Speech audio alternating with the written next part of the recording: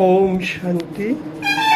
আজ 30/6/2024 অব্যক্ত বাপদাদার বাণী রিভাইজ কোর্স 30/3/2000। তো बाप-दादा पूर्व मुरली सार बोलছে, मन के दुरुस्त रखने के लिए बीच बीच में 5 सेकेंड भी निकाल कर मन की एक्सरसाइज करो। अर्थात मन के दुरुस्त माने सब থেকে दूर কোথায়? परम धाम।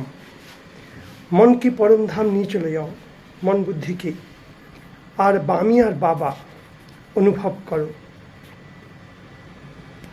এইভাবে যদি বারবার অভ্যাস করি, 5 স্বরূপের অর্থাৎ অনাদি স্বরূপ, আদি স্বরূপ, পূজ্য স্বরূপ, ব্রাহ্মণ স্বরূপ, ফরিস্তা স্বরূপ, তাহলে আমাদের মন বুদ্ধি পরিষ্কার হয়ে যাবে। এটা হলো মন বুদ্ধি পরিষ্কার রাখার এক্সারসাইজ করা। তো আজ বাবা চাই যেখান থেকে আসুক, দেশ বিদেশ সবই বাচ্চাদের বাবা দেখছে, কিন্তু এসছো কোথায়? সব থেকে সবার দেশ কোথায়? যে যেখান থেকে আসো পরম ধাম, সেই অনাদি স্বরূপ পরম ধাম। প্যারা লাগতা হয় না? সব থেকে ভালোবাসার, সব থেকে আমার আসল ঘর। তো বাবা বলছে জানতে হো না, পঞ্চমুখী ব্রাহ্মণ, 5মুখী ব্রহ্মারও পূজা হয়। তো সেটা বাবা 5 স্বরূপের অভ্যাস, বাপ দাদা সবই বাচ্চাকে 5 স্বরূপকে অভ্যাসের রূপে দেখতে চাইছে। প্রথমেই হলো অনাদি স্বরূপ, ইয়াদ হয় না? দ্বিতীয় স্বরূপ দেবতা স্বরূপ, তৃতীয় হলো মধ্যকালে পূজ্য স্বরূপ,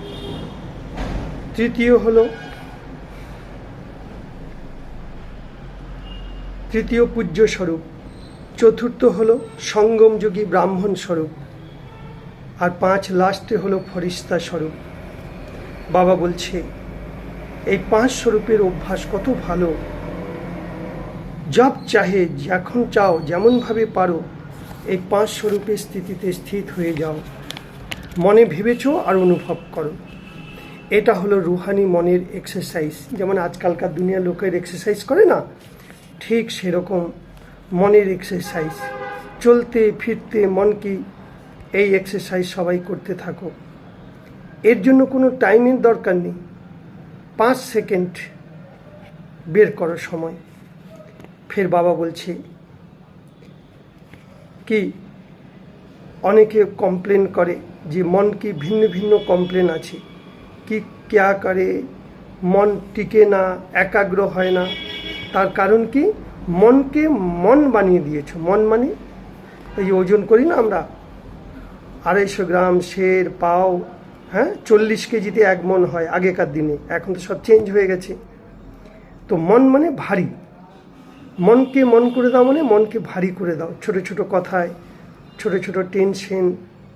তাই বাবা বলছে এখন তোমরা মনকে হালকা করার অভ্যাসী হয়ে যাও, বিলকুল লাইট হয়ে যাও। মনকে লাইট করো, মনকে মন বানা দিতে হো না, তাহলে বোঝওয়ালা হয়ে গেল। আর এই এক্সারসাইজ করতে থাকলে তাহলে মন হালকা হয়ে যাবে, মন বুদ্ধি। বাবা বলেছে कि अपने ब्राह्मण जीवन के अनुभव में चले जाओ, फरिश्ता स्वरूपे चले जाओ, কোনো মুশকিল নেই। তাহলে এই অভ্যাস তোমরা কতবার করেছো? অনগিনতবার, হ্যাঁ, 1 বার 2 বার নয়। তাহলে তোমাদের এটা ন্যাচারাল হয়ে গেছে। এখন তোমরা সহজেই এই অভ্যাসগুলো করতে পারো।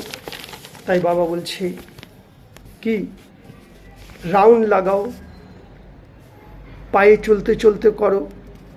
5 সেকেন্ডেরই তো ব্যাপার, কামকে ছেড়ে নয়, কাজের মধ্যে দিয়েই করো।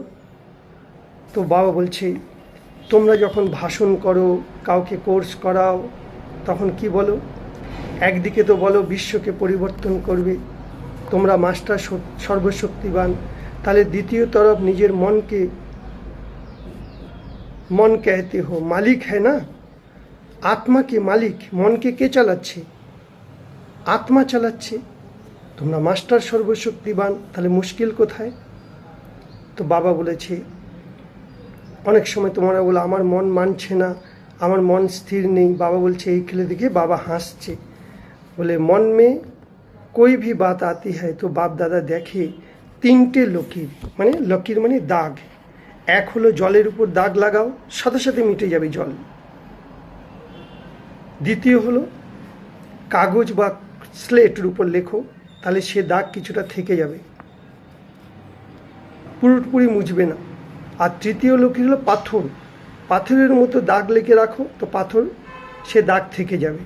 ঠিক সেরকম মনের মধ্যেও আমরা যে কোনো সংকল্প, খারাপ সংকল্প আসুক, ব্যর্থ সংকল্প, সেকেন্ডের মধ্যে ফুল স্টপ লাগাও। সেটা হলো জল। তার থেকে যদি আর একটু বেশি চলে, তাহলে এটা হলো কাগজ বা স্লেট। আর কিছু কিছু কথা আছে, আমাদের মন থেকে কোনো কিছুই যায় না, মনের মধ্যেই সেটা গেঁথে থাকে।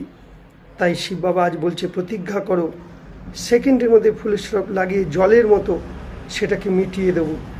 কারণ এখন বর্তমান সময় সঙ্গম যুগ, তোমাদের ফরিস্তা হতে হবে, কর্মাতীত হতে হবে। তো বাবা দাদা জিজ্ঞেস করছে কবে ডেট, ফরিস্তা হওয়ার ডেট কবে, তোমরাই বলো। তো বাপ দাদা সদা বাচ্চাদের সম্পন্ন স্বরূপ দেখতে চাইছে আমাদের। তার জন্য দরকার পরোক্ষ শক্তি, নির্ণয় শক্তি। যে শক্তিটা যেখানে দরকার সেই শক্তিটাকে সেখানে কাজে লাগাও। কোনো একটা ঘটনা ঘটলো, বিঘ্ন এলো, পরিস্থিতি এলো, সেই সময় আমার কোন শক্তিটা দরকার, কিন্তু আমরা কি করি, সেই ঘটনা ঘটে যাওয়ার পর পশ্চাতাপ করি। বা বলছে না, তার জন্য রিয়ালাইজ করো, অনুভবী বন উসকো अच्छी तरह से রিয়ালাইজ করে ফের সেই ভুলটা যেন দ্বিতীয়বার না হয়। রং রাইটের ডিসিশন নাও। তার জন্য পরোক্ষ শক্তি, নির্ণয় শক্তি। কিন্তু মায়াও কম নয়, মায়া ভিন্ন ভিন্ন রূপে তোমাদের কাছে আসে, কখনো ঈর্ষা, কখনো ঘৃণা, কখনো লোভ। এই মায়ার এগুলোকে পরখ করো, রূপ বদলে দেয়। এই জন্য তো কী দরকার, সাচ্ছে দিল পর সাহেব রাজি। মন বুদ্ধিকে পরিষ্কার রাখো। যদি মন বুদ্ধি পরিষ্কার থাকে, বুদ্ধির লাইন ক্লিয়ার থাকে, তাহলে আর কোনো ডিস্টারবেন্স হবে না। সেই জন্য বাবা বলছে এখন তোমরা মন বুদ্ধিকে ভিন্ন ভিন্ন প্রকারের মায়ার চতুরাই যে করছে, তার জন্য সাপ